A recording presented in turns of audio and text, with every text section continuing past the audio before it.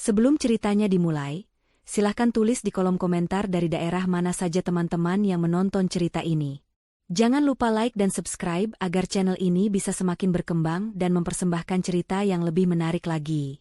Langit Jakarta sore itu berwarna jingga keemasan, warna yang sama mahalnya dengan gaun yang kukenakan. Dari balkon geria tawang kami yang megah, kerlip lampu kota mulai menyala satu persatu, tampak seperti permata yang dihamparkan di atas kain bludru hitam. Di dalam, alunan musik jazz lembut mengiringi tawa dan percakapan para tamu undangan. Ini adalah malam perayaan ulang tahun ke-35 Haris, suamiku. Segalanya tampak sempurna, sebuah potret keluarga yang akan membuat iri siapapun yang melihatnya. Aku, Alina, berdiri di sisinya, tersenyum dan menyalami tamu yang datang. Haris merangkul pinggangku dengan posesif, sesekali membisikkan kata-kata manis yang membuat para wanita di sekitar kami menatap kagum. Mereka melihat kami sebagai pasangan idaman, simbol kesuksesan dan cinta abadi. Aku membiarkan mereka percaya pada ilusi itu, ilusi yang kubangun dengan kerja kerasku sendiri. Rumah ini, mobil sport yang terparkir di garasi bawah, jam tangan mewah yang melingkar di pergelangan tangan Haris, bahkan perusahaan yang memberinya jabatan mentereng sebagai direktur pemasaran, semuanya adalah milikku. Aku membangun imperium bisnisku dari nol, dari sebuah ruko kecil hingga menjadi perusahaan properti raksasa yang disegani. Haris datang ke dalam hidupku saat aku sedang meniti tangga kesuksesan. Dia tampan, menawan, dan tahu persis apa yang harus dikatakan untuk membuat seorang wanita merasa istimewa. Aku jatuh cinta, atau lebih tepatnya, aku membiarkan diriku jatuh cinta. Aku lelah dengan kesendirian dan angka-angka. Haris adalah warna dalam hidupku yang monokrom. Aku memberinya segalanya, bukan karena dia memintanya, tetapi karena aku ingin melihatnya bahagia. Aku ingin membuktikan bahwa aku bisa menjadi istri yang sempurna sekaligus pebisnis yang andal. Malam itu, Haris menjadi pusat perhatian. Ia menceritakan kisah-kisah hebat tentang kami, tentang bagaimana kami melewati masa-masa sulit, tentang bagaimana kami mencapai semua ini. Aku hanya tersenyum tipis mendengarnya. Kata kami terdengar janggal di telingaku, karena aku tahu persis siapa yang berkeringat dan berdarah-darah untuk semua ini. Kontribusi terbesar Haris adalah senyum menawannya dan kemampuannya menjamu para klien di lapangan golf. Namun, aku menepis pikiran sinis itu. Mungkin aku hanya terlalu lelah. Mungkin aku hanya butuh istirahat dari semua tekanan ini.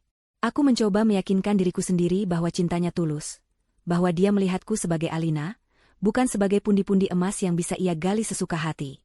Saat aku sedang mengambil segelas sampanye, aku tak sengaja mendengar percakapan di sudut taman. Itu adalah suara Ibu Dewi, ibu mertuaku, yang sedang berbicara dengan beberapa teman sosialitanya. Suaranya yang melengking terdengar jelas di antara dentingan gelas. Tentu saja putraku Haris sangat sukses, katanya dengan bangga. Dia itu pintar memilih istri. Lihat saja Alina, mungkin wajahnya biasa saja, tapi otaknya dan tentu saja rekening banknya, luar biasa. Haris sangat beruntung, dia tidak perlu susah payah bekerja seumur hidupnya. Tawa renyah para wanita itu terdengar menyusul, bagaikan belati es yang menusuk langsung ke jantungku. Beruntung? Jadi, semua ini hanya tentang keberuntungan? Bukan tentang cinta? Bukan tentang kemitraan, melainkan tentang jackpot yang berhasil dimenangkan oleh putranya. Aku merasakan tanganku gemetar, gelas sampahnya di tanganku hampir terlepas. Selama ini, aku selalu berusaha mengambil hati Ibu Dewi. Aku membelikannya hadiah-hadiah mahal, mengajaknya berlibur ke luar negeri, merenovasi rumahnya. Aku pikir sikap dinginnya padaku perlahan akan mencair. Ternyata aku salah. Di matanya, aku bukan menantu, melainkan investasi terbaik untuk putranya. Aku berbalik, berusaha agar mereka tidak melihat wajahku yang memucat. Aku berjalan kembali ke keramaian, mencari wajah Haris. Aku menemukannya sedang tertawa bersama teman-temannya. Matanya berbinar, bukan karena bahagia melihatku, tetapi karena pujian dan sanjungan yang ia terima. Saat itulah, sebuah keraguan kecil yang selama ini kupendam di sudut tergelap hatiku, mulai tumbuh menjadi monster yang mengerikan. Apakah Haris sama seperti ibunya? Apakah dia menikahiku hanya karena hartaku? Apakah semua kata cinta dan janji setianya hanyalah bagian dari sandiwara besar? Aku teringat beberapa kejadian kecil yang selama ini kuabaikan. Saat aku harus lembur sampai larut malam untuk menyelesaikan sebuah proyek penting, Haris lebih memilih pergi ke klub bersama teman-temannya daripada menemaniku. Saat aku berhasil memenangkan tender besar, reaksinya yang pertama adalah bertanya berapa banyak keuntungan yang kami dapatkan, bukan memberiku selamat. Saat aku memberinya mobil sport terbaru sebagai hadiah, Ia langsung memamerkannya di media sosial dengan keterangan, hasil kerja keras tidak akan mengkhianati. Seolah-olah itu adalah jerih payahnya sendiri. Aku selalu memaafkannya, mencari-cari alasan untuk membenarkan tindakannya. Tapi malam ini, setelah mendengar ucapan Ibu Dewi, kepingan-kepingan puzzle itu mulai menyatu, membentuk sebuah gambaran yang sangat menyakitkan. Pesta akhirnya usai. Para tamu sudah pulang, menyisakan rumah yang berantakan dan keheningan yang canggung. Para staf kebersihan mulai bekerja, sementara aku dan Haris masuk ke dalam kamar kami. Ia melepas dasi kupu-kupunya dan menjatuhkan diri ke tempat tidur dengan senyum puas. Pesta yang luar biasa, sayang. Semua orang terkesan. Kamu memang yang terbaik, katanya sambil menepuk-nepuk sisi kosong di sebelahnya, menyuruhku bergabung. Aku tidak bergerak. Aku hanya berdiri di dekat jendela, menatap kosong ke arah kota yang tidak pernah tidur. Haris, panggilku pelan. Apakah kamu mencintaiku? Dia tertawa kecil, menganggapnya sebagai pertanyaan manja. Tentu saja aku mencintaimu, Alina. Pertanyaan macam apa itu? Kamu adalah segalanya untukku. Jika suatu hari nanti, aku melanjutkan, suaraku sedikit bergetar, semua ini hilang? Rumah ini, mobil, perusahaan, uang. Jika aku tidak punya apa-apa lagi, apakah kamu akan tetap di sisiku? Haris bangkit dari posisi tidurnya. Senyumnya memudar, digantikan oleh kerutan di dahinya. Kenapa kamu bicara seperti itu? Jangan bicara yang tidak-tidak. Bisnismu baik-baik saja, kan? Lihat, reaksi pertamanya adalah kekhawatiran tentang bisnis, tentang uang. Bukan tentang perasaanku, bukan tentang kemungkinan kami hidup bersama dalam kesulitan. Dia tidak menjawab pertanyaanku. Dia hanya menepis kemungkinan itu. Malam itu, untuk pertama kalinya, aku tidur di sofa ruang kerja. Aku menatap langit-langit yang tinggi, merasa begitu kecil dan sendirian di dalam istana yang kubangun sendiri. Sebuah keputusan mulai terbentuk di benakku.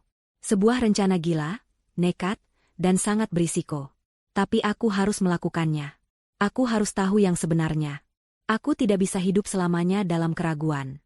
Aku harus tahu apakah pria yang tidur di kamar sebelah itu benar-benar mencintai diriku, atau hanya mencintai semua yang kumiliki. Pagi harinya, aku bangun dengan tekad yang bulat. Aku menghubungi Siska, asisten pribadiku yang paling loyal dan telah bersamaku sejak awal merintis usaha. Dia bukan sekadar karyawan, dia adalah sahabat yang paling kupercaya. Aku memintanya datang ke kantor pada hari Minggu yang sepi itu. Di ruang rapat yang kosong, aku menceritakan semuanya. Keraguanku, rasa sakitku, dan rencana gilaku. Siska mendengarkan dengan saksama, wajahnya menunjukkan simpati dan kekhawatiran. Ibu yakin mau melakukan ini? Ini sangat berisiko, kata Siska setelah aku selesai bicara. Aku lebih tidak sanggup hidup dalam kebohongan. Siska, jawabku tegas. Aku harus tahu. Aku akan pura-pura bangkrut. Aku ingin melihat reaksinya, reaksi ibunya. Aku ingin tahu apakah fondasi pernikahan ini dibangun di atas cinta, atau hanya di atas tumpukan uang. Siska terdiam sejenak, lalu mengangguk mantap. Baik, Bu. Saya akan bantu siapkan semuanya. Aktor, dokumen palsu, semuanya. Kapan kita akan mulai? Aku menatap keluar jendela, melihat gedung-gedung pencakar langit yang menjadi saksi bisu perjuanganku selama ini. Aku telah membangun sebuah kerajaan. Sekarang, saatnya untuk menguji apakah rajaku pantas duduk di tahta di sampingku. Besok pagi, kataku dengan suara mantap. Kita jalankan operasi badai. Senin pagi datang dengan suasana yang berbeda. Biasanya, pagi hari di rumah kami diisi dengan aroma kopi premium dan kesibukan mempersiapkan diri untuk menaklukkan dunia bisnis. Tapi pagi itu, udara terasa berat dan penuh ketegangan. Aku sengaja bangun lebih lambat dari biasanya, memberikan waktu bagi timku untuk beraksi. Sesuai rencana, Siska telah menyewa sebuah perusahaan event organizer yang biasa menangani pembuatan film untuk berperan sebagai tim penyita dari bank. Mereka datang dengan seragam resmi, wajah garang, dan setumpuk dokumen palsu yang tampak sangat asli. Sebuah truk besar juga sudah terparkir di halaman depan, seolah siap mengangkut semua barang berharga kami. Aku turun dari kamar dan langsung memasang ekspresi paling panik dan putus asa yang bisa kubuat. Aku melihat para petugas itu menempelkan stiker merah bertuliskan, aset ini disita bank, di hampir semua perabotan mewah kami. Sofa kulit dari Italia, lukisan-lukisan mahal di dinding, bahkan grand piano di sudut ruangan, semuanya kini memiliki tanda yang mengerikan itu. Para asisten rumah tangga kami, yang sudah diberi pengarahan oleh Siska untuk ikut berakting, tampak menangis di pojokan. Suasana yang tercipta benar-benar sempurna, seperti adegan dalam sebuah film drama yang tragis. Pemimpin tim penyita, seorang pria berperut buncit dengan kumis tebal, mendekatiku dengan map di tangannya. "Maaf, Ibu Alina," katanya dengan suara yang dibuat sedingin mungkin. "Berdasarkan catatan kami, perusahaan Ibu telah gagal membayar utang yang sangat besar. Pihak bank terpaksa mengambil tindakan tegas dengan menyita seluruh aset pribadi Ibu sebagai jaminan." Aku berpura-pura lemas dan hampir jatuh. Tidak mungkin. Pasti ada kesalahan. Saya. Tepat pada saat itu, suara deru mobil sport Haris terdengar memasuki halaman. Dia baru saja pulang dari sesi gym paginya. Ini adalah momen yang paling krusial. Jantungku berdebar kencang, bukan karena akting, tetapi karena aku benar-benar takut menghadapi apa yang akan terjadi selanjutnya. Aku takut kebenarannya akan lebih menyakitkan daripada yang kubayangkan. Haris masuk ke dalam rumah sambil menyenandungkan lagu dari radio. Langkahnya terhenti seketika. Matanya membelalak, mulutnya terbuka lebar. Pemandangan di depannya benar-benar di luar nalar. Rumahnya yang megah dan rapi kini seperti kapal pecah. Orang-orang berseragam berkeliaran, stiker sitaan menempel di mana-mana, dan istrinya berdiri pucat pasi seperti mayat hidup.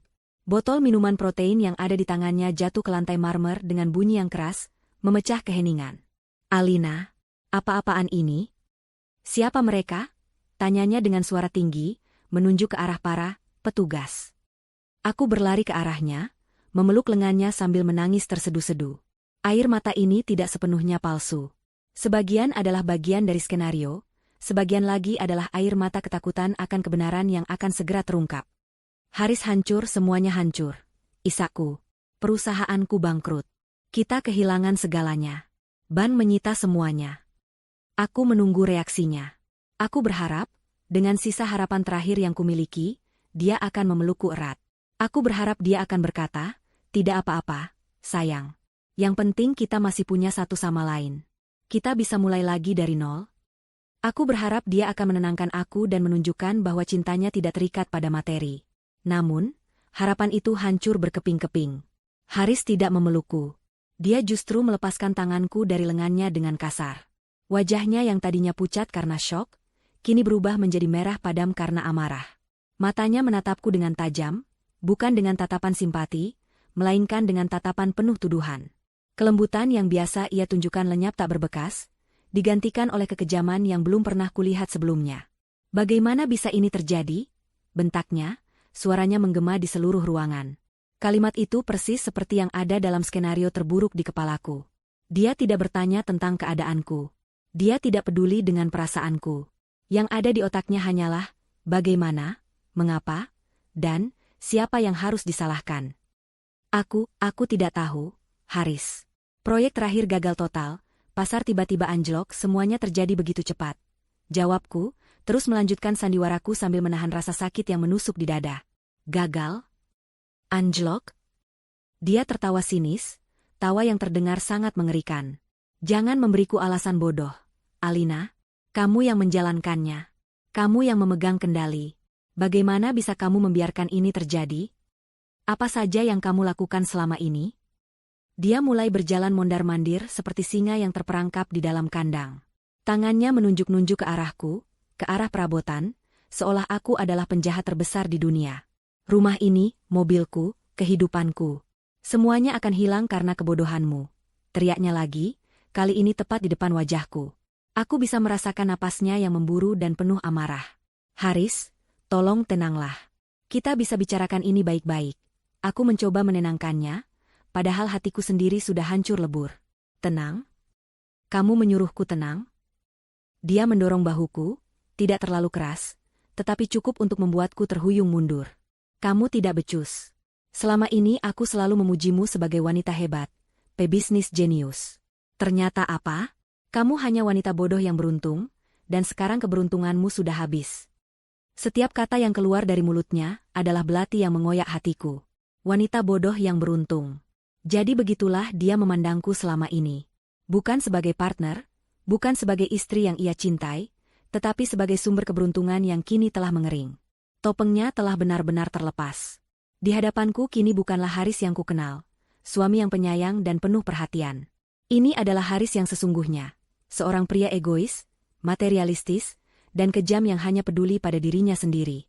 Para aktor yang berperan sebagai tim penyita terus melanjutkan pekerjaan mereka dengan profesional, mengabaikan drama yang terjadi. Mereka mulai mengangkat sebuah lukisan besar dari dinding. Haris melihat itu dan amarahnya semakin menjadi-jadi. "Hei, jangan sentuh itu.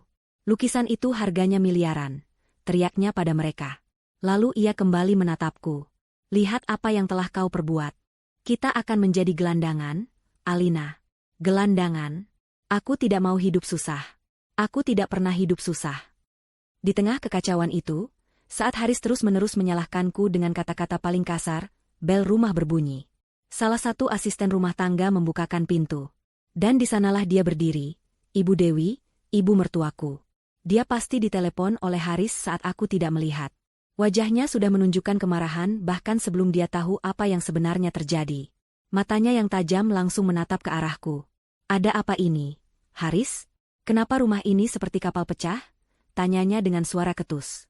Haris langsung berlari ke arah ibunya, seperti anak kecil yang mengadu.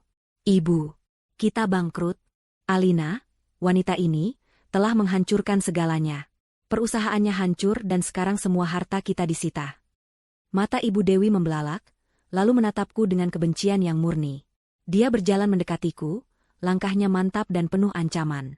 Dia berhenti tepat di depanku, menatapku dari atas ke bawah seolah aku adalah sampah yang paling menjijikan. "Sudah ibu duga," desisnya tajam. "Wanita ini hanya akan membawa sial untukmu, Haris. Dari awal ibu sudah tidak setuju kamu menikahinya. Sekarang lihat. Dia membuat putraku satu-satunya jatuh miskin. Ceraikan dia sekarang juga." Kehadiran Ibu Dewi bagaikan bensin yang disiramkan ke dalam api yang sudah berkobar. Jika tadi Haris hanya marah, kini amarahnya mendapatkan pembenaran dan dukungan penuh. Dia tidak lagi ragu untuk menunjukkan sisi terburuk dari dirinya. Ditatapnya aku dengan pandangan jijik, seolah aku adalah penyakit yang harus segera disingkirkan dari hidupnya. Ibunya berdiri di sampingnya, mengelus-elus punggung anaknya seolah Haris adalah korban utama dalam tragedi ini. Mereka berdua menjadi satu tim, satu suara, dengan aku sebagai satu-satunya target. "Ceraikan dia, Haris," ulang Ibu Dewi, suaranya lebih tajam dari sebelumnya. "Untuk apa mempertahankan istri yang tidak berguna seperti ini? Dia sudah membuatmu malu. Dia sudah membuatmu jatuh miskin." Haris mengangguk mantap, menyerap setiap kata hasutan ibunya seperti spons kering. "Ibu benar. Aku tidak habis pikir, Alina. Selama ini aku selalu mendukungmu. Aku mengorbankan waktuku, citraku, untuk mendampingimu di setiap acara perusahaan. Aku memperkenalkanmu pada semua relasi pentingku. Dan ini balasanmu? Kamu menghancurkan semua yang telah kita bangun bersama." Aku hampir tertawa mendengarnya. Mengorbankan waktu? Relasi pentingnya? Semua relasi yang ia punya adalah orang-orang yang kukenal lebih dulu. Semua pesta dan acara yang ia datangi adalah fasilitas yang kuberikan. Dia tidak mengorbankan apapun. Dia hanya menikmati. Dia adalah seorang penumpang di kapal pesiar mewahku, yang sekarang menyalahkan nahoda saat badai palsu menerjang. Tapi aku tetap diam. Aku harus mendengar semuanya sampai tuntas. Aku ingin melihat sedalam apa kebusukan hati mereka. "Lihat dirimu," lanjut Haris, menunjukku dari ujung rambut sampai ujung kaki. "Kamu selalu sibuk dengan pekerjaanmu. Pagi, siang, malam, yang ada di kepalamu hanya rapat, proyek, dan angka. Kamu pikir aku bahagia dengan itu? Kamu tidak pernah benar-benar menjadi seorang istri. Kamu hanya seorang wanita gila kerja yang kebetulan tidur di ranjang yang sama denganku." Sakit. Kata-kata itu menusuk lebih dalam dari tuduhan kebodohan tadi. Selama ini aku bekerja keras juga untuknya. Agar dia bisa hidup nyaman, agar dia bisa menikmati fasilitas terbaik tanpa perlu merasakan sulitnya merintis dari bawah. Aku pikir dia mengerti itu. Aku pikir dia bangga padaku. Ternyata, di balik punggungku, dia menganggapku sebagai istri yang gagal. Ibu Dewi menimpali dengan sinis, "Tentu saja dia gila kerja. Orang susah yang baru kenal uang ya seperti itu. Takut miskin lagi. Tapi ternyata memang tidak punya bakat jadi orang kaya. Diberi perusahaan besar, malah dihancurkannya. Kalau dari awal kamu menuruti ibu dan menikah dengan wanita dari keluarga yang sederajat, pasti tidak akan begini jadinya, Haris." Hinaan tentang latar belakangku. Itulah puncaknya. Aku berasal dari keluarga sederhana. Orang tuaku bekerja keras hanya untuk menyekolahkanku. Aku membangun bisnis ini dengan beasiswa, pinjaman bank, dan jam kerja 20 jam sehari. Mereka tahu itu. Dan sekarang mereka menggunakan perjuanganku itu sebagai senjata untuk menghinaku. Rasa sakit di hatiku perlahan mulai membeku, berubah menjadi bongkahan es yang dingin dan tajam. Air mataku berhenti mengalir. Aku menatap mereka berdua dengan pandangan yang kosong, merekam setiap kata, setiap ekspresi wajah mereka ke dalam memori permanen. Para aktor penyita, sesuai arahan Siska, sengaja memilih target berikutnya dengan sangat cermat. 2 orang dari mereka mendekati lemari kaca tempat aku menyimpan koleksi perhiasan dan jam tangan. Salah satu dari mereka membuka laci dan mengeluarkan kotak bludru biru berisi jam tangan edisi terbatas yang kuberikan pada Haris sebagai hadiah ulang tahun-tahun lalu. Melihat itu, mata Haris melotot. Dia langsung menerobos dan merebut kotak itu. "Jangan sentuh itu. Ini milikku," teriaknya histeris. Pemimpin tim penyita mendekat dengan tenang. "Maaf, Bapak Haris. Semua aset yang dibeli selama masa pernikahan dengan Ibu Alina, termasuk barang-barang pribadi, menjadi bagian dari jaminan utang. Semuanya akan kami sita." "Dibeli selama masa pernikahan?" Haris tertawa mengejek. "Dia yang membelikannya untukku. Ini hadiah. Ini milikku." "Justru itu, Pak," jawab petugas itu dengan sabar. "Karena Ibu Alina yang membelinya, maka ini termasuk aset beliau." Logika sederhana itu tidak bisa diterima oleh otak egois Haris. Wajahnya memerah karena malu dan marah. Dia tidak bisa membantah. Fakta bahwa bahkan barang paling berharga yang ia klaim sebagai miliknya ternyata adalah pemberianku, adalah sebuah tamparan keras di depan ibunya. Dia melempar kotak jam itu ke lantai dengan frustrasi. Lalu, dia kembali melampiaskan amarahnya padaku. "Ini semua salahmu," desisnya. "Seandainya kamu lebih pintar. Seandainya kamu mendengarkanku. Aku sudah sering bilang, jangan terlalu berisiko mengambil proyek itu. Tapi kamu keras kepala. Kamu selalu merasa paling benar, paling hebat. Sekarang rasakan akibatnya." Kebohongan. Dia tidak pernah mengatakan itu. Dia justru orang yang paling bersemangat saat aku mempresentasikan proyek tersebut di hadapannya. Matanya berbinar-binar membayangkan keuntungan puluhan miliar yang akan kami dapatkan. Dia sudah merencanakan akan membeli kapal pesiar kecil dari keuntungan proyek itu. Sekarang, dia memutarbalikkan fakta untuk menyelamatkan harga dirinya. Aku menatapnya lekat-lekat. Pria yang berdiri di hadapanku ini benar-benar orang asing. Pria yang dulu setiap pagi memberiku kecupan selamat tinggal sebelum berangkat kerja. Pria yang pernah memijat kakiku saat aku kelelahan. Pria yang berjanji di hadapan Tuhan untuk menemaniku dalam suka dan duka, dalam kaya dan miskin. Semua itu terasa seperti kenangan dari kehidupan orang lain. Pria yang ada di sini sekarang hanyalah cangkang kosong yang diisi oleh keserakahan dan keegoisan. "Sudahlah, Haris," kata Ibu Dewi sambil menarik lengan anaknya, menjauhkannya dariku. "Jangan buang tenagamu untuk wanita ini. Dia tidak pantas mendapatkannya. Yang penting sekarang adalah bagaimana menyelamatkan masa depanmu." Ibu mertuaku itu kemudian menatapku dengan sorot mata merendahkan. "Kamu dengar, Alina? Pernikahan ini sudah selesai. Jangan berharap Haris akan memungutmu kembali. Kamu sudah tidak punya apa-apa. Kamu bukan siapa-siapa lagi." Aku hanya diam. Reaksiku yang tenang tampaknya membuat mereka semakin jengkel.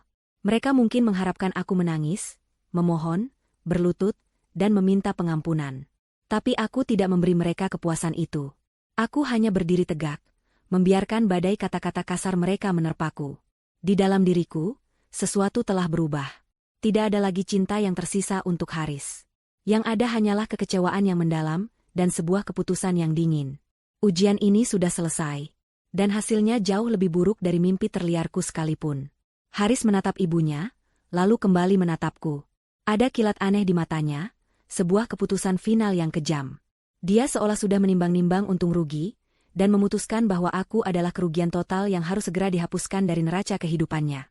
"Ibu benar," katanya dengan suara rendah dan dingin, suara yang membuat bulu kuduku berdiri. "Aku tidak bisa hidup seperti ini. Aku tidak mau menderita karena kebodohan orang lain." Dia mengambil napas dalam-dalam, menatap lurus ke mataku tanpa sedikit pun keraguan. "Aku harus mengakhiri ini semua. Sekarang juga." Kalimat terakhir Haris menggantung di udara, terasa berat dan mematikan. Aku tahu apa yang akan terjadi selanjutnya. Aku sudah mempersiapkan hatiku untuk ini. Seluruh sandiwara ini memang dirancang untuk memancing keluar ular berbisa yang selama ini bersembunyi di balik topeng suami idaman. Dan sekarang, ular itu siap mematuk. Ibu Dewi tersenyum puas. Senyum kemenangan yang terlihat sangat mengerikan di wajahnya yang penuh riasan. Itu baru putra ibu. Laki-laki sejati harus bisa mengambil keputusan tegas. Jangan biarkan hidupmu hancur karena wanita pembawa sial ini. Haris, yang kini seolah mendapat kekuatan penuh dari restu ibunya, melangkah mendekatiku. Jarak kami hanya sekitar 1 meter, tapi aku merasa dia berada di seberang samudra. Tidak ada lagi keintiman, tidak ada lagi kehangatan. Yang ada hanyalah tatapan dingin seorang eksekutor yang siap menjalankan tugasnya. Alina, panggilnya, namanya sendiri terdengar aneh di lidahnya. Dengarkan aku baik-baik. Aku tidak mau bertele-tele. Aku tidak bisa melanjutkan pernikahan ini. Aku tidak sudi menghabiskan sisa hidupku dalam kemiskinan bersamamu. Dia berhenti sejenak, mungkin mengharapkan aku menunjukkan reaksi, memohon atau menangis. Tapi aku hanya menatapnya, menunggunya menyelesaikan kalimatnya. Keheninganku tampaknya membuatnya sedikit gugup, tapi ibunya segera memberinya dorongan. Katakan, Haris. Katakan, desak Ibu Dewi tidak sabar. Haris menelan ludah, lalu mengucapkannya dengan suara yang lantang dan jelas, agar semua orang di ruangan itu bisa mendengarnya. Aku, Haris Wijoyo, menceraikan kamu, Alina Suryo, dengan talak 3. Mulai detik ini, kita bukan lagi suami istri. 3 kata sederhana yang memiliki bobot begitu besar. 3 kata yang seharusnya diucapkan dengan berat hati dan penuh penyesalan, kini diucapkannya dengan enteng, seolah sedang membatalkan pesanan di restoran. Di sudut mataku, aku melihat Siska yang menyamar sebagai salah satu staf penyita, mengepalkan tangannya menahan amarah. Para aktor lainnya tetap profesional. Namun aku bisa merasakan ketegangan di antara mereka. Mereka sedang menyaksikan sebuah pengkhianatan yang nyata. Hatiku terasa kosong. Tidak sakit lagi. Rasanya seperti sebuah bagian tubuh yang sudah terlalu lama terluka akhirnya diamputasi. Ada kelegaan yang aneh di tengah kehampaan itu. Aku telah mendapatkan jawaban yang kucari. Jawaban yang paling brutal dan paling jujur. Seolah perceraian itu saja tidak cukup. Ibu Dewi menambahkan penghinaan di atas luka. Dia mendekat sambil tersenyum sinis. Bagus. Akhirnya putraku bebas. Dan kamu, Alina, jangan khawatirkan Haris. Dia tidak akan lama sendiri. Ibu sudah punya calon yang jauh lebih baik untuknya. Dia sengaja meninggikan suaranya, memastikan aku mendengar setiap detailnya. Namanya Fania. Cantik, muda, dari keluarga konglomerat asli, bukan orang kaya baru sepertimu. Ayahnya punya banyak perusahaan. Mereka bisa menjadi pasangan yang sangat serasi dan kuat. Ibu sudah bicara dengan ibunya Fania, mereka sangat setuju. Rencananya, setelah kamu tidak ada, kami akan segera melangsungkan pertunangan. Aku terpaku. Jadi mereka bukan hanya berencana. Mereka sudah bertindak. Di belakangku, saat aku sibuk bekerja membanting tulang untuk memenuhi gaya hidup mewah mereka sibuk merancang masa depan baru tanpaku. Pengkhianatan ini ternyata jauh lebih terencana dan lebih dalam dari yang kuduga. Mereka tidak hanya meninggalkan kapal yang karam, mereka sudah menyiapkan skoci penyelamat berlapis emas bahkan sebelum badai datang. Kamu dengar itu? Kata Haris, egonya kini melambung tinggi. Aku punya masa depan yang cerah. Aku tidak butuh kamu lagi.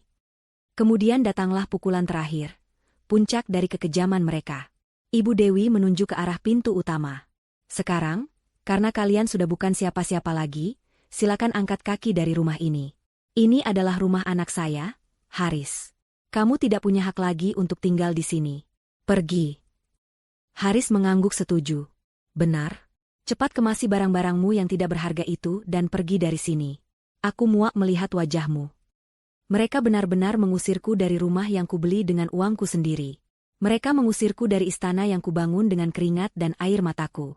Mereka berdiri di sana, ibu dan anak, dengan angkuh, seolah mereka adalah raja dan ratu, dan aku hanyalah seorang pelayan yang dipecat. Saat itulah, sesuatu di dalam diriku patah. Tapi bukan semangatku. Yang patah adalah sisa-sisa terakhir dari wanita lemah dan pemaaf yang selama ini hidup dalam diriku. Topeng keputusasaanku luruh ke lantai. Air mata palsu sudah lama mengering. Aku perlahan mengangkat kepalaku, menatap mereka satu persatu. Aku tidak lagi menunduk. Punggungku tegak lurus. Aku membiarkan keheningan menyelimuti ruangan selama beberapa detik. Haris dan Ibu Dewi tampak sedikit bingung dengan perubahanku yang drastis. Senyum sinis di wajah mereka perlahan memudar, digantikan oleh ekspresi bertanya-tanya. Akhirnya, aku membuka mulutku. Suaraku tidak lagi bergetar karena tangis. Suaraku tenang, dingin, dan penuh dengan otoritas yang sudah lama tidak kugunakan di rumah ini. Baik, kataku dengan jelas. Setiap suku kata kuucapkan dengan penekanan. Perceraian ini, dengan senang hati aku terima. Haris dan Ibu Dewi tampak terkejut. Mereka tidak menyangka aku akan menerimanya semudah itu. Lalu, aku tersenyum. Bukan senyum ramah, bukan senyum sedih. Itu adalah senyum dingin yang tidak mencapai mataku. Senyum seseorang yang memegang semua kartu kemenangan di tangannya. Tapi, lanjutku, sambil melangkahkan kakiku selangkah ke depan. Ada sedikit koreksi dari pernyataan kalian. Aku menatap Ibu Dewi, lalu beralih ke Haris. Karena kita sudah resmi bercerai, dan karena rumah ini, mobil-mobil di garasi, semua perabotan di dalamnya, bahkan perusahaan tempat kamu bekerja, Haris, semuanya dibeli dan didirikan atas namaku, Alina Suryo, dengan uang hasil jerih payahku sendiri, jauh sebelum aku mengenalmu. Aku berhenti sejenak, membiarkan kata-kataku meresap ke dalam otak mereka yang tampaknya mulai lambat memproses. Aku melihat kilat kepanikan di mata Haris untuk pertama kalinya. Sepertinya kalian berdua yang harus angkat kaki dari rumahku. Pernyataanku yang tenang dan tajam menggantung di udara, membelah ketegangan di ruangan itu menjadi dua. Untuk sesaat, Haris dan Ibu Dewi hanya bisa menatapku dengan mulut sedikit terbuka. Roda gigi di dalam kepala mereka tampak berputar lambat, mencoba mencerna informasi yang sama sekali tidak masuk akal bagi mereka.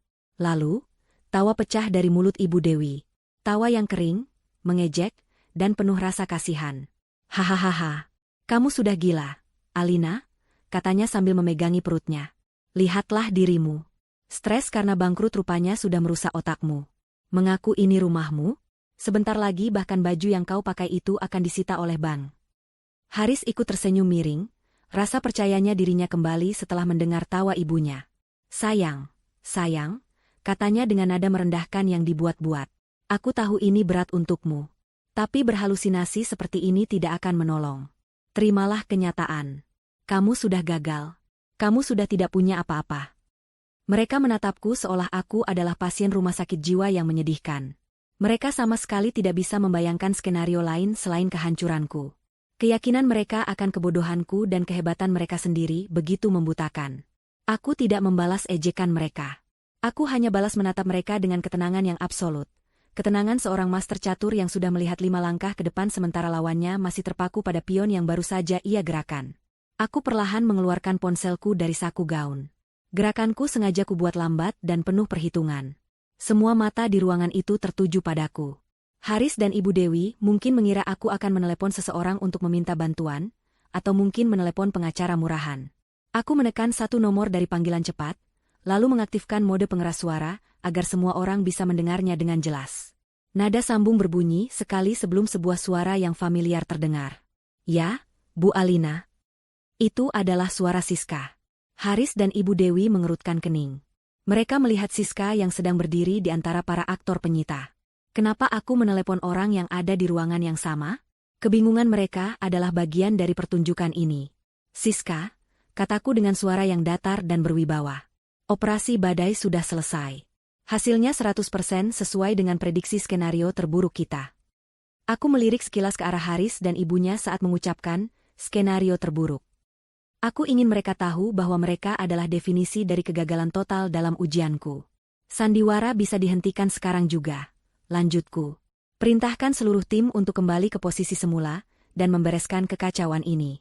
Semuanya harus kembali seperti sedia kala dalam 1 jam. Baik, Bu. Perintah segera dilaksanakan. Jawab Siska dari seberang telepon, meskipun bibirnya sendiri tidak bergerak. Aku menutup telepon. Kemudian, keajaiban kecil pertama dimulai. Pemimpin tim penyita yang sejak tadi berwajah garang, tiba-tiba tersenyum ramah ke arahku. Dia membungkukkan badannya sedikit dengan hormat. Perintah dilaksanakan, Bu Direktur, katanya dengan suara yang sama sekali berbeda dari sebelumnya. Dia lalu berbalik ke arah anak buahnya. Oke semuanya. Latihan selesai. Ayo, copot semua stikernya. Kembalikan semua barang ke tempat semula. Bekerja dengan cepat dan rapi. Seketika, suasana di ruangan itu berubah total. Para petugas, yang tadinya sangar, kini bergerak cepat seperti kru film yang sedang membereskan lokasi syuting. Mereka dengan cekatan mencopoti stiker-stiker merah, disita ban, dari semua perabotan. Suara sobekan stiker itu terdengar seperti musik terindah di telingaku. namun terdengar seperti lonceng kematian bagi Haris dan Ibu Dewi. Wajah mereka berdua berubah dari mengejek menjadi bingung, lalu pucat pasi. Apa maksudnya ini? Latihan? Sandiwara? Gumam Haris, matanya bergerak liar dari satu orang ke orang lain, mencoba mencari jawaban. Saat itulah Siska melangkah maju. Dia tidak lagi membungkuk atau berakting takut. Dia berjalan dengan percaya diri, seperti layaknya seorang asisten eksekutif papan atas. Di tangannya ada sebuah tablet. Dia berhenti di depan Haris dan Ibu Dewi yang membeku, lalu menyalakan layar tablet itu. Seperti yang Ibu Alina katakan, ini semua hanyalah sandiwara, Tuan Haris, Nyonya Dewi, kata Siska dengan suara yang dingin dan profesional. Dan ini adalah kenyataannya. Di layar tablet itu, terpampang dengan jelas grafik saham PT Alina Properti Perkasa. Sebuah garis hijau tebal menanjak tajam ke sudut kanan atas. Di bawahnya, angka-angka keuntungan kuartal terakhir menunjukkan rekor tertinggi sepanjang sejarah perusahaan. Siska menggeser layar, menampilkan saldo rekening perusahaan yang berisi deretan angka nol yang begitu banyak hingga membuat mata pusing.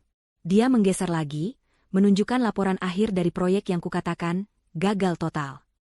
Laporan itu diberi stempel, sukses besar, dengan proyeksi keuntungan 3 kali lipat dari target awal. Ini tidak mungkin. Bisik Ibu Dewi, tangannya gemetar menunjuk ke arah tablet. Bagaimana bisa? Bukankah kamu bilang? Aku bilang aku bangkrut, potongku. Aku melangkah mendekati mereka, menikmati setiap detik dari ekspresi horor yang terlukis di wajah mereka. Benar, aku memang mengatakannya. Aku juga mengatakan bahwa aku mencintaimu, Haris. Ternyata, keduanya adalah kebohongan. Aku berhenti tepat di depan mereka. Tapi bedanya, lanjutku, kebohonganku punya tujuan. Aku ingin menguji.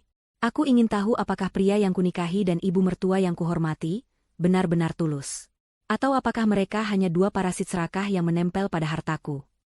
Aku menatap lurus ke mata Haris. Aku memberimu segalanya, Haris. Kehidupan mewah, jabatan tinggi, kehormatan. Aku hanya meminta satu hal darimu, kesetiaan. Dan dalam ujian yang paling mudah sekalipun, kamu gagal dengan sangat menyedihkan. Lalu aku beralih ke Ibu Dewi. Dan Anda, Bu. Saya selalu mencoba menghormati Anda seperti ibu saya sendiri.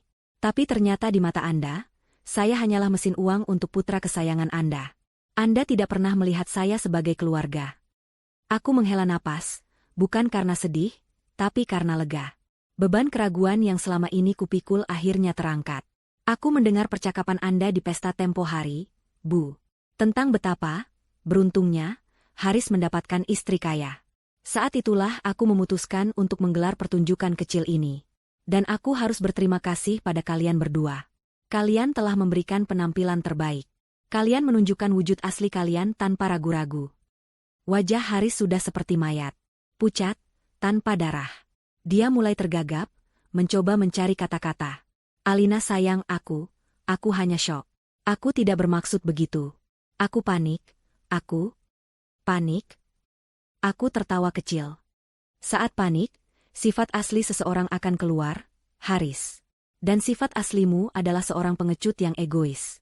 Saat istrimu jatuh, kamu tidak mengulurkan tanganmu untuk menolongnya. Kamu malah mendorongnya lebih jauh ke dalam jurang, lalu menyalahkannya atas segalanya, dan dengan cepat mencari tambatan baru yang lebih menguntungkan. Aku menatapnya dengan dingin. Posisi direktur pemasaran yang kamu banggakan itu bukanlah hakmu. Itu adalah hadiah dariku. Sebuah privilese. Dan karena kamu telah membuktikan dirimu tidak layak, tidak setia, dan sama sekali tidak bisa dipercaya, maka privilese itu akan kucabut. Aku memberi isyarat pada Siska. Dengan sigap, Siska membuka tasnya dan mengeluarkan sebuah amplop coklat yang sudah disiapkan. Aku mengambil amplop itu dan mengulurkannya ke depan dada Haris. Tangannya terlalu gemetar untuk mengambilnya, jadi aku menyelipkannya ke saku jasnya. Itu surat pemecatanmu, kataku dengan nada final. Efektif mulai detik ini juga. Semua fasilitas perusahaan, mobil dinas, kartu kredit, dan aksesmu, sudah diblokir 5 menit yang lalu. Haris terhuyung mundur seolah aku baru saja meninjunya. Ibu Dewi terkesiap, tangannya menutup mulutnya yang ternganga. Mereka akhirnya mengerti. Ini bukan lelucon. Ini bukan mimpi buruk. Ini adalah kenyataan baru mereka. Mereka mulai panik. Tidak. Alina, jangan lakukan ini, teriak Haris, akhirnya menemukan suaranya kembali. Dia mencoba meraih tanganku, tapi aku menariknya. Aku minta maaf. Aku benar-benar minta maaf. Aku hilaf. Aku cinta padamu, sungguh. Ibu Dewi ikut memohon. Wajah angkuhnya luntur digantikan oleh ekspresi memelas yang menyedihkan. Alina, nak, maafkan Haris. Maafkan ibu juga. Kami hanya emosi. Tolong jangan begini. Sudah terlambat. Pintu maaf sudah kututup dan kugembok rapat-rapat. Permohonan mereka terdengar seperti dengungan nyamuk yang mengganggu. Aku sudah tidak merasakan apa-apa lagi selain kelegaan. Aku mengabaikan rengekan mereka dan memberikan perintah terakhirku. Aku menekan tombol interkom di dinding yang terhubung langsung dengan pos keamanan di depan gerbang. Halo, Pak Darto? Siap, Bu Alina, terdengar jawaban sigap dari seberang. Tolong kirim 2 petugas keamanan ke rumah utama sekarang juga. Perintahku dengan suara tenang. Ada 2 orang yang harus diantar keluar. Aku mematikan interkom, lalu menatap Haris dan Ibu Dewi untuk terakhir kalinya. Di belakang mereka, 2 orang petugas keamanan berbadan tegap dengan seragam safari sudah berjalan masuk dengan langkah cepat. Pak Satpam, kataku sambil menunjuk ke arah mantan suami dan mantan ibu mertuaku yang kini gemetar ketakutan. Tolong antarkan Tuan Haris dan Nyonya Dewi ini keluar dari pekarangan rumah saya.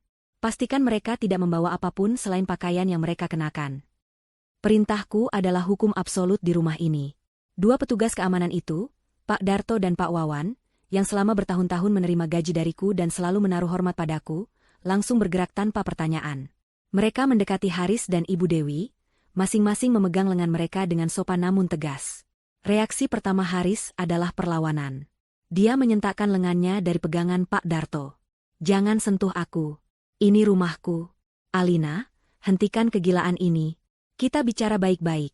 Teriaknya, wajahnya memerah karena panik dan malu. Ibu Dewi lebih dramatis. Dia menjatuhkan dirinya ke lantai, mencoba memeluk kakiku sambil menangis meraung-raung. Alina, jangan usir ibu. Ibu sudah tua. Mau tinggal di mana nanti? Kamu tegas sekali sama mertuamu sendiri. Aku menatap pemandangan itu tanpa emosi. Wanita yang beberapa menit lalu dengan angkuhnya menyuruhku pergi dari rumah ini, kini bersujud di kakiku. Pria yang dengan entengnya menjatuhkan talak 3, kini memohon agar aku mau bicara baik-baik. Sungguh ironis. Aku melangkah mundur, menghindari sentuhan Ibu Dewi. Anda bukan lagi mertua saya, jawabku dingin. Dan kamu, aku menatap Haris, sudah kehilangan hak untuk bicara padaku. Kalian sendiri yang memilih jalan ini. Aku berbalik, tidak sanggup lagi melihat wajah mereka. Aku berjalan ke arah grand piano di sudut ruangan, duduk di bangkunya, dan mengangkat tutup pianonya. Aku tidak memainkan sebuah lagu, hanya menekan satu tuts dengan pelan. Suara nada yang jernih itu seolah menjadi penanda dimulainya babak baru dalam hidupku, sekaligus lonceng penutup bagi kehidupan nyaman mereka. Aku menyerahkan sisanya pada Siska dan para petugas keamanan. Tolong, jangan lakukan ini. Suara Haris terdengar semakin putus asa saat Pak Darto dan Pak Wawan mulai menariknya paksa menuju pintu. Anak tidak tahu diuntung. Dasar menantu durhaka. Kamu akan kena karma, Alina, jerit Ibu Dewi saat tubuhnya yang meronta-ronta digotong keluar. Aku tidak menoleh. Aku hanya terus menekan tuts piano secara acak, menciptakan melodi aneh yang menenggelamkan suara teriakan dan makian mereka. Siska berdiri di dekat pintu, memastikan proses pengusiran berjalan lancar. Akhirnya, aku mendengar suara pintu depan yang berat ditutup dengan bunyi, klik, yang mantap dan final. Hening. Keheningan yang begitu damai menyelimuti seluruh ruangan. Para kru film gadungan kini sudah selesai bekerja. Semua stiker sudah bersih. Semua perabotan sudah kembali ke tempatnya. Rumahku kembali seperti semula. Namun energinya terasa jauh lebih ringan dan bersih, seolah sebuah tumor ganas baru saja berhasil diangkat. Sementara itu, di luar gerbang yang menjulang tinggi, neraka dunia bagi Haris dan Ibu Dewi baru saja dimulai. Mereka didorong keluar ke trotoar tanpa belas kasihan.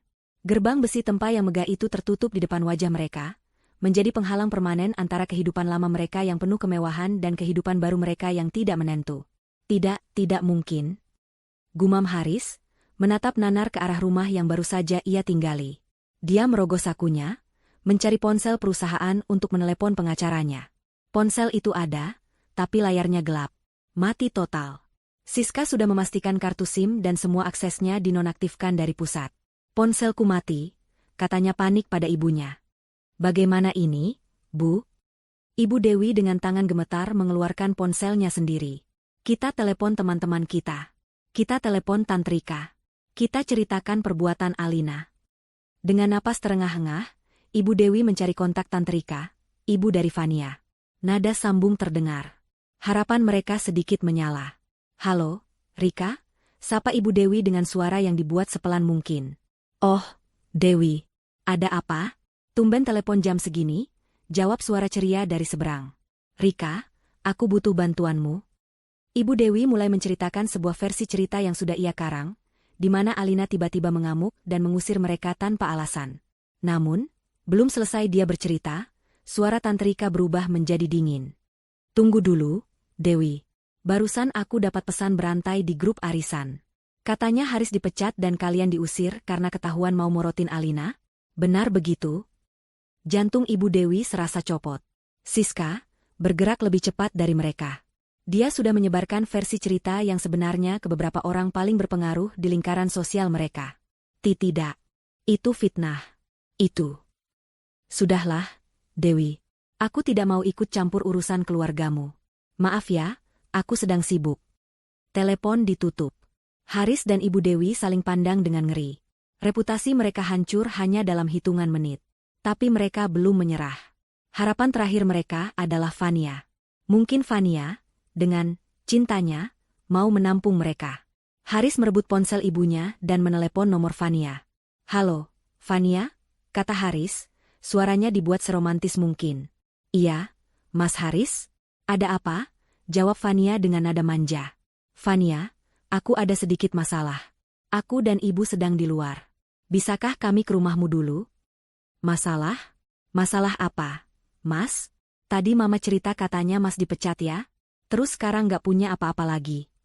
Suara Fania tidak lagi terdengar manja, melainkan penuh selidik. Haris menelan ludah. Itu hanya salah paham. Fania, nanti aku jelaskan. Yang penting. Tiba-tiba terdengar suara tawa yang keras dan mengejek dari Fania. Tawa yang sama sekali tidak ia sangka akan ia dengar dari gadis itu. Hahaha. Salah paham? Mas Haris, Mas Haris. Aku ini mau dinikahi untuk hidup enak. Jadi nyonya direktur. Bukan untuk menampung pengangguran Kre dan ibunya. Tante kira aku mau sama gelandangan? Jangan mimpi. Kle. Telepon dimatikan. Itulah vonis terakhir mereka. Harapan terakhir mereka hancur berkeping-keping. Ditolak mentah-mentah oleh calon menantu dan istri idaman. Mereka kini benar-benar sendirian. Haris mencoba membuka aplikasi mobile banking di ponsel ibunya untuk memeriksa rekening pribadinya yang ia kira masih ada isinya. Saldonya 0. Semua transfer bulanan yang biasa ia terima dari rekeningku sudah dihentikan. Semua saham atas namanya, yang juga merupakan pemberianku, sudah ditarik kembali melalui perjanjian kuasa yang pernah ia tanda tangani tanpa membacanya dengan teliti.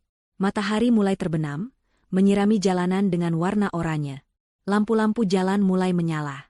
Beberapa tetangga yang lewat dengan mobil melirik ke arah mereka dengan tatapan aneh, antara kasihan dan mengejek.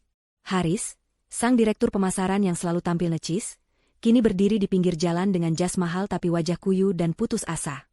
Ibu Dewi, sang sosialita yang selalu menghina orang lain, kini duduk di trotoar yang kotor, riasannya luntur karena air mata. Mereka tidak punya uang, tidak punya teman, tidak punya tujuan. Pintu neraka dunia telah terbuka lebar di hadapan mereka, dan mereka baru saja didorong masuk ke dalamnya tanpa persiapan apapun. Kehidupan penderitaan mereka baru saja dimulai. Baik, kita lanjutkan ke babak penderitaan mereka. Bab 7, Hujan Penyesalan di Kontrakan Sempit. Malam pertama setelah pengusiran adalah yang terpanjang dalam hidup Haris dan Ibu Dewi.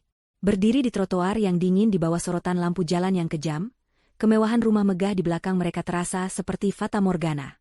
Realitas menghantam mereka dengan kekuatan sebuah truk kontainer. Mereka tidak punya tujuan, tidak punya uang, dan yang terpenting, tidak punya siapa-siapa. Ego dan gengsi yang selama ini menjadi baju zirah mereka, kini luruh menjadi debu, menyisakan dua manusia yang rapuh dan ketakutan. Ibu Dewi, dengan sisa-sisa tenaganya, teringat pada seorang sepupu jauh yang tinggal di pinggiran kota. Seorang kerabat yang selama ini selalu ia pandang sebelah mata, yang undangannya selalu ia abaikan, dan yang pameran kuenya pernah ia cemooh di grup arisan. Dengan menelan ludah dan harga diri yang sudah terkoyak, ia menelepon nomor itu. Mereka akhirnya mendapatkan tumpangan dan tempat berteduh untuk malam itu. Namun, sambutan yang mereka terima jauh dari hangat. Sang sepupu, yang jelas sudah mendengar kabar kejatuhan mereka, menerima mereka dengan senyum tipis yang penuh ironi. Mereka diizinkan tidur di sebuah gudang sempit di belakang rumah yang pengap dan penuh barang bekas. Sepanjang malam, Haris tidak bisa tidur. Suara nyamuk yang mendengung di telinganya terdengar seperti ejekan, sementara aroma kamper dan debu membuatnya mual. Ibunya menangis tanpa suara di pojokan, sebuah pemandangan menyedihkan yang anehnya tidak menimbulkan simpati sedikit pun di hati Haris, hanya kejengkelan. Keesokan paginya, mereka diminta untuk segera pergi. "Maaf, Mbak Dewi," kata sang sepupu tanpa basa-basi. "Rumah kami kecil, tidak bisa menampung orang lama-lama. Apalagi saya tidak mau ikut-ikutan masalah kalian dengan Mbak Alina.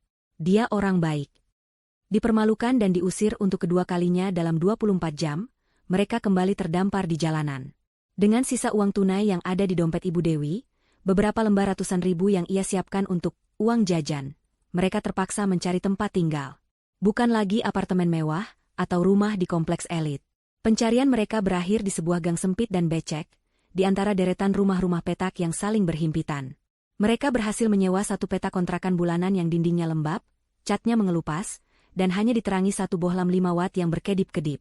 Kontrakan itu hanya terdiri dari satu ruangan yang berfungsi sebagai kamar tidur sekaligus ruang tamu, dengan sebuah kamar mandi kecil berlumut di pojok yang airnya sering mati. Tidak ada penyejuk udara, hanya sebuah jendela kecil yang menghadap langsung ke dinding tetangga, menyalurkan segala macam aroma masakan, asap rokok, dan suara pertengkaran rumah tangga ke dalam ruangan mereka. Ini adalah neraka dunia bagi Haris dan Ibu Dewi. Hari-hari pertama adalah siksaan. Ibu Dewi, yang terbiasa dilayani, kini harus berjongkok di depan kompor minyak tanah butut untuk memasak mie instan, satu-satunya makanan yang bisa mereka beli. Tangannya yang biasa dirawat dengan manikur mahal, kini kotor dan melepuh.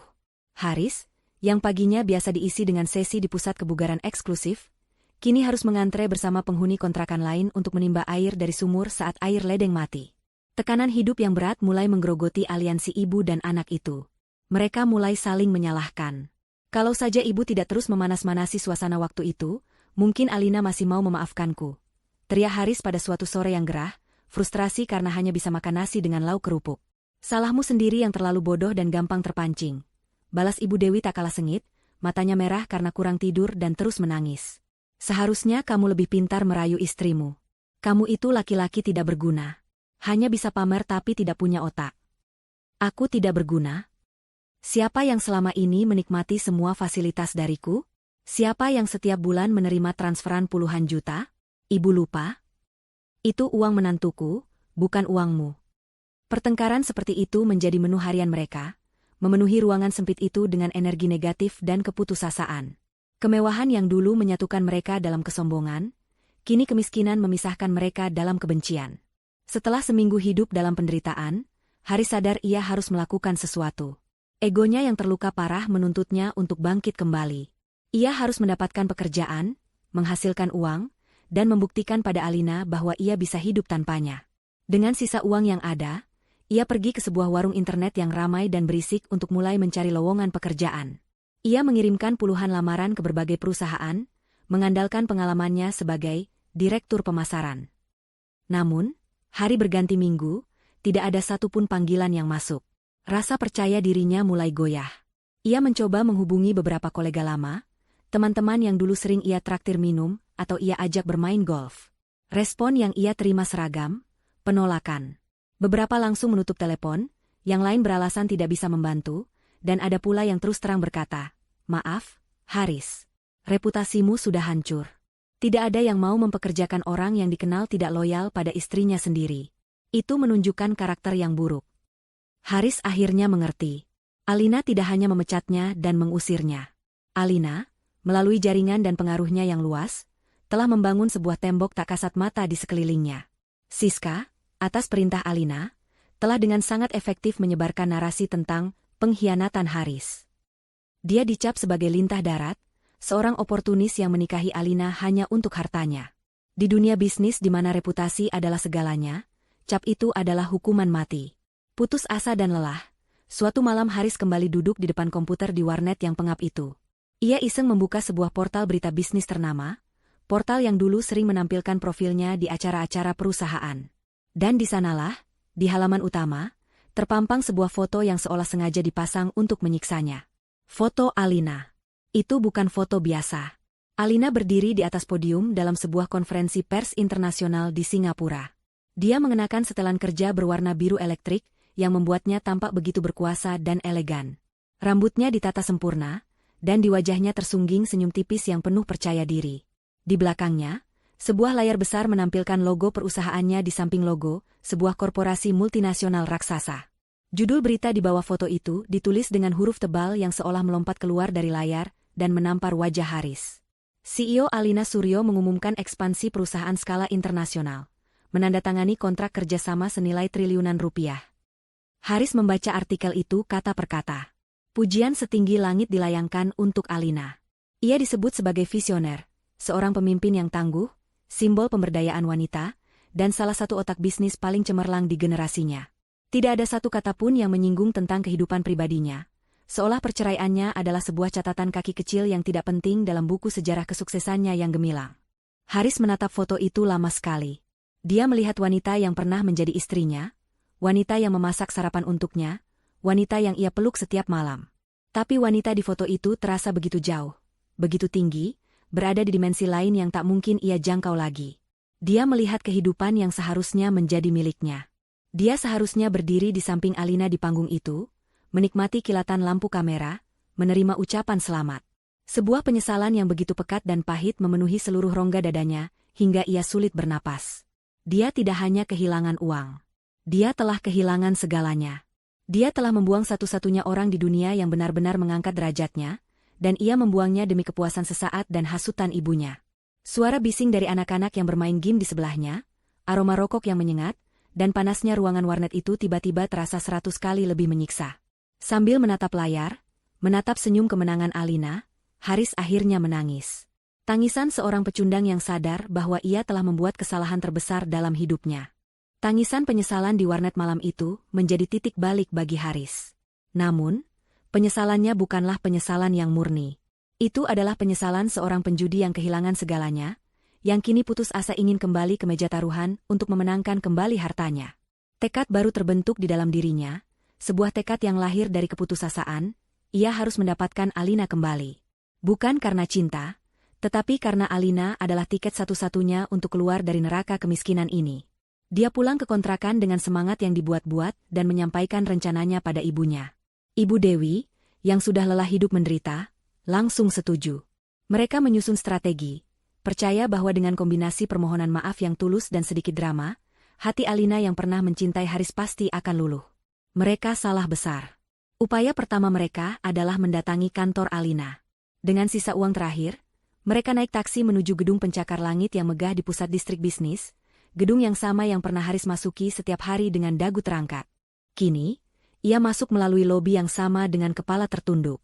Mereka mencoba melewati meja resepsionis, dengan Haris berkata, "Saya Haris Wijoyo, saya ada urusan keluarga yang sangat mendesak dengan Bu Alina." Resepsionis muda itu, yang sudah mendapat instruksi jelas dari Siska, menatap mereka dengan senyum profesional yang dingin. "Mohon maaf, Bapak Haris. Ibu Alina sedang dalam rapat penting dan jadwalnya penuh hingga bulan depan. Tidak ada nama Bapak dalam daftar tamu. Ini darurat. Saya mantan suaminya." Desak Haris, suaranya mulai meninggi, menarik perhatian beberapa karyawan yang lalu lalang. "Justru karena itu, Pak," jawab sang resepsionis dengan tenang. "Saya mendapat perintah khusus bahwa Anda tidak diizinkan naik." Kesabaran Haris habis. Dia mencoba menerobos palang pintu elektronik, diikuti oleh ibunya. Seketika, dua orang petugas keamanan internal yang berbadan jauh lebih besar dari satpam di rumah Alina, bergerak cepat dan menghadang mereka. Terjadilah keributan kecil. Haris meronta, Ibu Dewi menjerit-jerit, menuduh perusahaan itu tidak punya hati. Pemandangan itu menjadi tontonan gratis di lobi yang ramai. Dengan kasar namun efisien, mereka diseret keluar dan dilempar kembali ke trotoar yang panas. Malu, marah, dan gagal, upaya pertama mereka berakhir dengan bencana. Tidak menyerah, Ibu Dewi memutuskan untuk mencoba jalur yang ia anggap sebagai keahliannya, drama dan manipulasi publik. Menggunakan ponselnya, ia masuk ke akun media sosialnya yang sudah lama tidak aktif. Ia mengunggah sebuah foto dirinya dengan mata sembab, disertai dengan tulisan panjang yang menyayat hati. Ia menceritakan bagaimana ia, seorang ibu tua yang malang, telah diusir secara kejam oleh menantunya yang hatinya sekeras batu. Ia memohon belas kasihan dan keadilan dari netizen, berharap bisa menciptakan gelombang simpati yang menekan Alina. Awalnya, beberapa temannya yang tidak tahu cerita sebenarnya memberikan komentar dukungan. Namun, itu tidak berlangsung lama. Kurang dari 24 jam kemudian, serangan balasan datang, dan itu jauh lebih brutal dari yang mereka bayangkan. Tim humas Alina, di bawah komando Siska yang cerdas, tidak perlu mengotori tangan mereka sendiri. Mereka secara anonim membocorkan paket informasi ke akun-akun gosip paling berpengaruh dan beberapa portal berita online. Paket itu berisi bukti-bukti yang tak terbantahkan. Tangkapan layar mutasi rekening yang menunjukkan aliran dana jutaan rupiah setiap bulan dari Alina ke Ibu Dewi. Kumpulan foto-foto liburan mewah Ibu Dewi di Eropa, lengkap dengan tas-tas bermerek yang harganya ratusan juta, semuanya dibiayai oleh Alina. Dan yang paling mematikan, sebuah rekaman audio pendek dari hari pengusiran. Dalam rekaman itu, suara Ibu Dewi terdengar sangat jelas dan lantang saat ia menghasut Haris untuk menceraikan Alina dan menjodohkannya dengan Fania si anak konglomerat. Dunia maya meledak. Ibu Dewi yang tadinya mencoba berperan sebagai korban, kini menjadi bulan-bulanan seluruh Indonesia. Ia dicap sebagai mertua parasit, tidak tahu terima kasih, dan julukan-julukan lain yang lebih buruk. Fotonya menjadi meme, dan kisahnya menjadi pelajaran bagi banyak orang.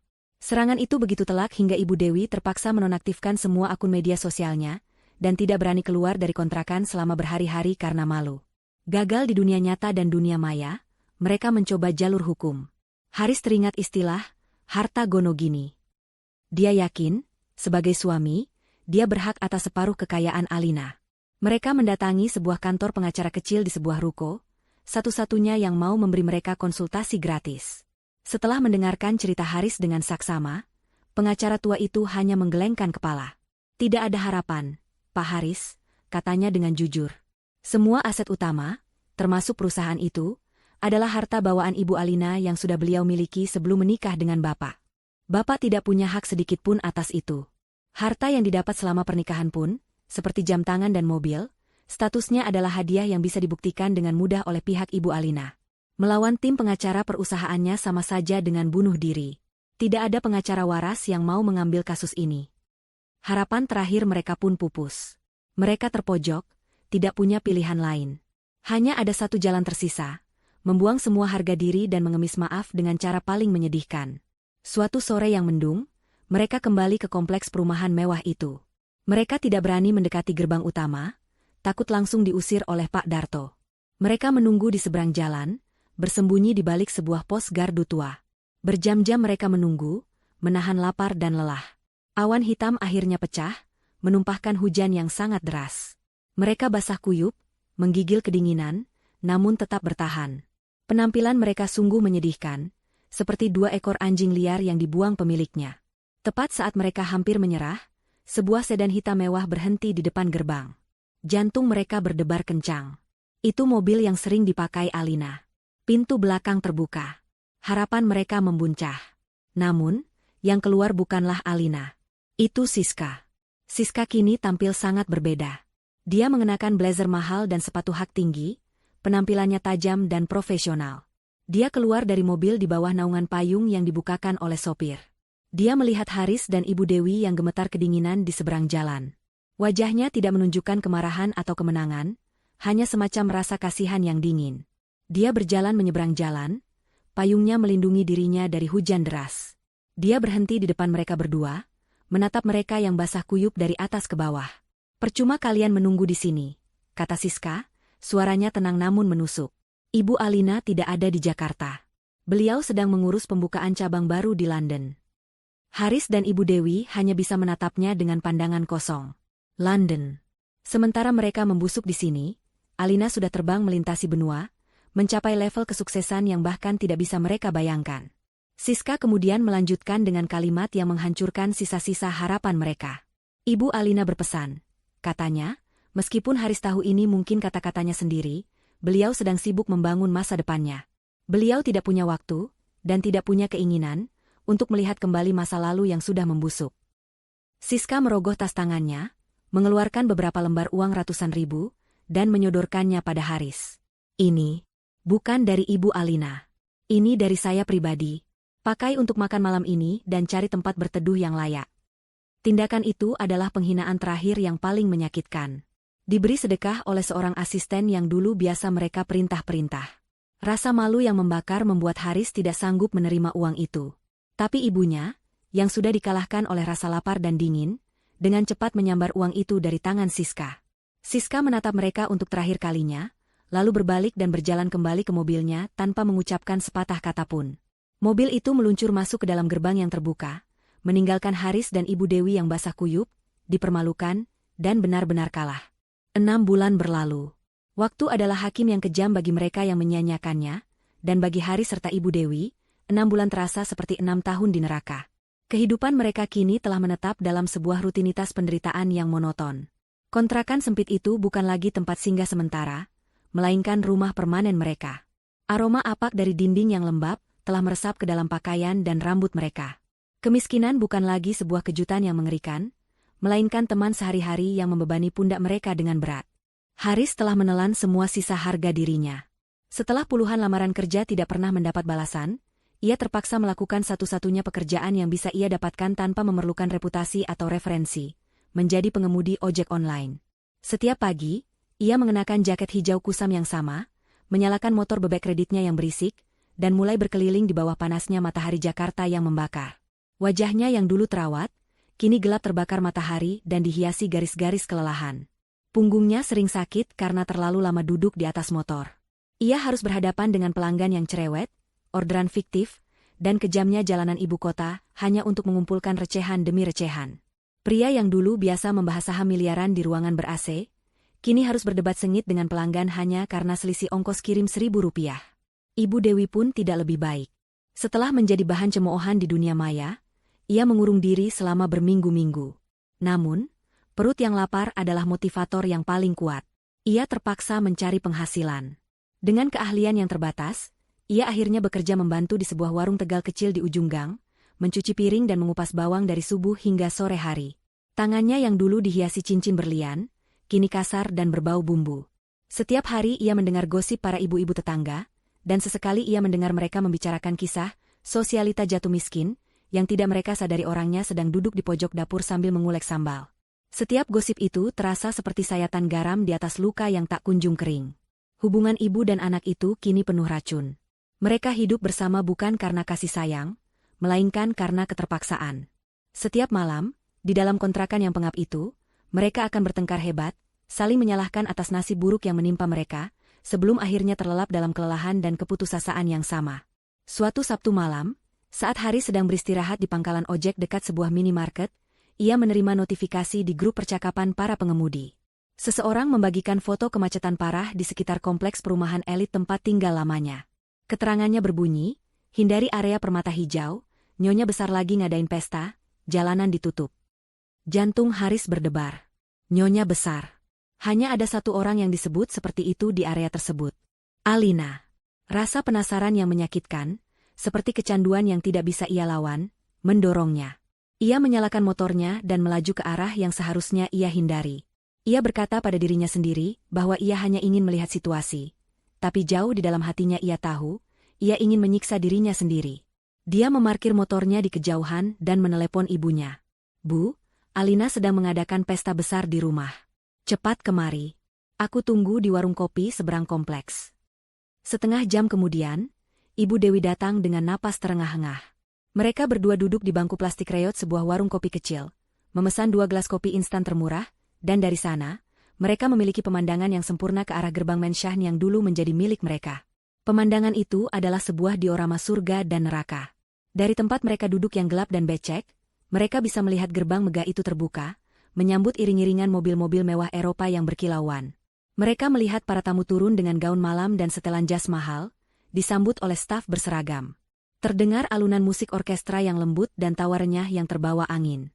Itu adalah dunia yang pernah mereka huni, dunia yang terasa begitu dekat namun tak terhingga jauhnya. Kemudian, mereka melihatnya. Alina berdiri di dekat pintu utama untuk menyambut seorang tamu penting, seorang menteri. Dia mengenakan gaun berwarna merah marun yang sederhana namun sangat anggun, membuatnya tampak seperti seorang ratu. Dia tidak mengenakan perhiasan yang berlebihan, namun seluruh dirinya memancarkan aura kekuatan, keanggunan, dan kebahagiaan yang tulus. Dia tertawa, dan tawa itu terdengar begitu lepas, begitu bebas. Tawa seorang wanita yang tidak lagi memiliki beban di pundaknya. "Lihat dia, Haris," bisik Ibu Dewi, suaranya bergetar karena campuran iri dan benci. "Dia tampak lebih bahagia setelah menyingkirkan kita. Seharusnya kamu yang berdiri di sana, di sampingnya. Seharusnya kita yang ada di dalam sana." Haris tidak menjawab. Matanya terpaku pada pemandangan itu. Dia melihat Siska, yang kini berdiri di samping Alina, bukan lagi sebagai asisten, melainkan sebagai seorang sahabat karib, berdiskusi dengan Alina sambil tersenyum. Dia melihat para kolega bisnis yang dulu menjilatnya, kini membungkuk hormat pada Alina. Dia melihat semua kemewahan, semua kehormatan, semua kehidupan yang telah ia tukar dengan kesombongan dan kebodohan sesaat. Setiap mobil mewah yang masuk, setiap tawa bahagia yang terdengar, setiap kilatan lampu dari kamera fotografer, semuanya adalah belati yang menusuk jantungnya berulang-ulang. Penyesalan yang ia rasakan bukan lagi sekadar penyesalan karena kehilangan uang. Ini adalah penyesalan eksistensial. Ia sadar bahwa ia telah menghancurkan satu-satunya hal terbaik yang pernah terjadi dalam hidupnya. Ia telah membunuh angsa bertelur emasnya, dan kini ia hanya bisa memandangi telur-telur emas itu dari kejauhan, dimiliki oleh orang lain, sementara ia sendiri harus mengais remah-remah untuk bertahan hidup. Mereka duduk di sana selama hampir 1 jam. Membisu, terhipnotis oleh pemandangan menyakitkan itu, seolah sedang menonton film tentang kehidupan ideal yang telah dicuri dari mereka. Kopi di gelas mereka sudah lama dingin. Sama dinginnya dengan harapan di hati mereka. Tiba-tiba, di tengah lamunannya yang pahit, ponsel Haris yang tergeletak di atas meja bergetar hebat. Sebuah notifikasi muncul di layarnya yang sudah retak. Bukan pesan dari temannya, bukan pula berita. Itu adalah sebuah notifikasi dari aplikasi ojek online-nya. Sebuah orderan baru masuk. Haris menatap layar itu dengan malas, hendak mengabaikannya. Tapi kemudian, matanya terpaku pada detail pesanan itu. Jenis layanan, GoFood. Restoran, pizza Italiano Premium, cabang Senayan. Pesanan, 5 kotak pizza ukuran jumbo, berbagai topping. Lalu, matanya turun ke baris terakhir. Baris yang membuat darahnya serasa berhenti mengalir dan napasnya tertahan di tenggorokan. Alamat pengantaran, Jalan Permata Utama nomor 1 Menshavn Alina Suryo. Ponsel itu hampir terlepas dari tangannya yang gemetar. Takdir, dengan selera humornya yang paling kejam, baru saja memberinya sebuah perintah. Dia tidak hanya harus menonton pesta dari luar. Dia diperintahkan untuk masuk dan melayani pesta yang telah mengucilkannya. Dunia Haris seakan berputar. Notifikasi di layar ponselnya terasa seperti surat panggilan eksekusi mati. Seluruh instingnya berteriak untuk menekan tombol, batalkan. Melarikan diri. Bersembunyi. Tapi kemudian ia melihat nominal argo pengantaran dan potensi tip dari pesanan besar seperti itu. Jumlahnya mungkin setara dengan penghasilannya selama 3 hari. Kebutuhan yang mendesak berperang dengan harga diri yang sudah compang-camping. Dengan tangan yang masih gemetar dan perasaan mual di perutnya, ia menekan tombol, terima pesanan. Perjalanan menuju restoran pizza terasa seperti perjalanan menuju tiang gantungan. Pikirannya kosong. Setelah mengambil 5 kotak pizza besar yang panas dan berat, ia memulai bagian kedua dari perjalanannya, kembali ke kompleks Permata Hijau. Setiap meter yang ia tempuh mendekati Menshavn itu, terasa seperti 1 langkah lebih dalam ke pusat mimpi buruknya. Dia tiba di depan gerbang utama yang megah. Pak Darto, petugas keamanan yang dulu selalu memberinya hormat militer, kini menatapnya dari pos jaga dengan pandangan datar. Haris membuka kaca helmnya. "Pak, saya antar makanan," katanya dengan suara serak, merasa sangat konyol. Pak Darto mengenalinya. Tidak ada ekspresi terkejut di wajahnya, hanya sedikit rasa kasihan. "Oh, kamu, Riz. Lewat pintu belakang saja, ya. Lurus terus, nanti belok kiri sebelum taman. Jangan masuk dari sini, ini untuk tamu." Perintah itu adalah penghinaan pertama. Lewat pintu belakang. Dia, mantan tuan rumah, kini harus melewati jalur yang diperuntukkan bagi staf, catering, dan para pelayan. Dengan hati yang hancur, ia memutar motornya, mengikuti jalan kecil di sisi Menshavn yang belum pernah ia lewati sebelumnya. Jalan itu membawanya ke sebuah gerbang besi sederhana dan area parkir untuk staf. Di sana, dunia terlihat sangat berbeda. Tidak ada gemerlap, yang ada hanya kesibukan para staf catering yang hilir mudik dan tumpukan kotak serta peti. Dia memarkir motornya, menurunkan tumpukan pizza yang berat, dan berjalan menuju pintu servis. Udara di sana panas dan penuh dengan berbagai macam aroma makanan, serta suara benturan piring dan wajan. Dia merasa seperti penyusup di dunianya sendiri. Seorang kepala staf catering yang sibuk menghampirinya. Pizza? Oh ya, taruh di meja sana. Nanti biar kami yang bawa ke dalam. Haris meletakkan pizza-pizza itu di atas meja yang ditunjuk. Tugasnya sudah selesai. Dia hanya perlu menekan tombol konfirmasi di aplikasi dan pergi dari tempat terkutuk ini secepat mungkin. Dia berbalik, hendak melangkah pergi. Namun, tepat pada saat itu, sebuah pintu yang menghubungkan area servis dengan taman belakang terbuka. Dan dari pintu itu, Alina melangkah keluar. Dia mungkin sedang mencari udara segar atau memeriksa persiapan di taman. Waktu seolah berhenti. Haris membeku di tempatnya. Alina, dalam balutan gaun merahnya yang memesona, tampak seperti makhluk dari dunia lain di tengah kesibukan dapur yang kacau ini. Dia belum melihat Haris. Matanya sedang menatap ke arah taman. Kemudian, dia berbalik. Dan mata mereka bertemu. Jantung Haris serasa diremas. Inilah saatnya. Saat untuk konfrontasi, makian, atau mungkin, secercah harapan. Dia mempersiapkan diri untuk melihat kemarahan, kebencian, atau setidaknya senyum kemenangan yang mengejek di wajah Alina. Tapi yang ia dapatkan jauh lebih buruk dari itu semua. Alina menatapnya selama 2 detik penuh. Ada sedikit kerutan di dahinya, ekspresi seseorang yang mencoba mengenali wajah yang samar-samar familiar, seperti teman sekolah dasar yang sudah lama tak bertemu.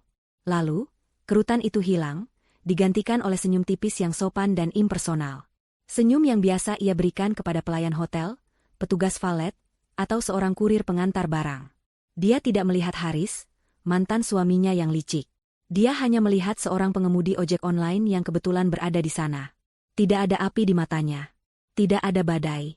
Yang ada hanyalah sebuah danau yang tenang dan dangkal. Kekosongan. Ketiadaan. Dan dalam sekejap, Haris mengerti. Inilah hukuman yang paling menyakitkan. Bukan dibenci, bukan dimusuhi, tetapi dianggap tidak pernah ada. Eksistensinya telah dihapus dari memori dan hati wanita itu. Dia bukan lagi bagian penting dari masa lalunya, dia hanyalah sebuah catatan kaki yang terlupakan. Alina bahkan tidak berbicara langsung padanya. Dia memberi isyarat pada Siska, yang muncul di belakangnya. Siska, katanya dengan suara lembut yang terdengar begitu jauh. Tolong pastikan kurir pengantar pizza ini diberi tip yang layak melalui aplikasi. Kasihan, sudah malam begini masih harus bekerja keras. Lalu, tanpa menoleh lagi, Alina berbalik dan berjalan menuju taman yang terang benderang, kembali ke dunianya, meninggalkan Haris yang berdiri terhina di area servis yang remang-remang. Kata-kata, kasihan, dan bekerja keras, dari mulut Alina bergema di kepala Haris. Itu bukan pujian, itu adalah sedekah verbal. Sebuah penegasan final akan status mereka yang kini berbeda kasta. Sesaat kemudian, notifikasi masuk ke ponselnya. Sebuah tip dalam jumlah yang sangat besar masuk ke dalam saldonya. Uang itu terasa panas, membakar, seolah bukan terbuat dari angka digital, melainkan dari bara api penghinaan. Haris berjalan keluar dari sana seperti robot. Dia tidak merasakan kakinya saat melangkah, tidak merasakan stang motor saat ia genggam. Pikirannya kosong. Teriakan ibunya di seberang jalan saat ia kembali ke warung kopi bahkan tidak ia dengar. Dia hanya terus melaju, menjauh dari sana, menjauh dari kehidupan yang telah hilang. Indiferensi. Sikap tidak peduli. Itulah karma yang sesungguhnya. Bukan kemiskinan atau penderitaan fisik. Hukuman terberat bagi Haris dan ibunya adalah kenyataan bahwa mereka sudah tidak penting lagi. Kehidupan Alina berjalan terus, bahkan menjadi jauh lebih baik, tanpa mereka. Mereka hanyalah hantu dari masa lalu yang tidak lagi memiliki kekuatan untuk menyakiti atau bahkan sekadar memancing emosi. Mereka terjebak untuk selamanya dalam penyesalan, meratapi kesalahan yang tidak akan pernah bisa diperbaiki, sementara dunia yang mereka dambakan terus berputar maju, meninggalkan mereka jauh di belakang. Malam itu, setelah semua tamu pulang, Alina berdiri sendirian di balkon kamarnya. Udara malam terasa sejuk dan bersih. Siska menghampirinya, membawakan segelas teh hangat. Semua berjalan lancar, Bu. Anda tampak hebat malam ini, kata Siska. Ia berhenti sejenak, ragu-ragu. Apa Anda baik-baik saja, Bu? Tadi di belakang, saya lihat. Alina menoleh, dan untuk pertama kalinya malam itu, ia tersenyum dengan tulus. Senyum yang mencapai matanya, membuatnya tampak lebih muda dan begitu damai. Aku baik-baik saja, Siska. Lebih dari baik. Dia menyeruput tehnya, matanya menatap hamparan lampu kota yang berkelip seperti lautan bintang.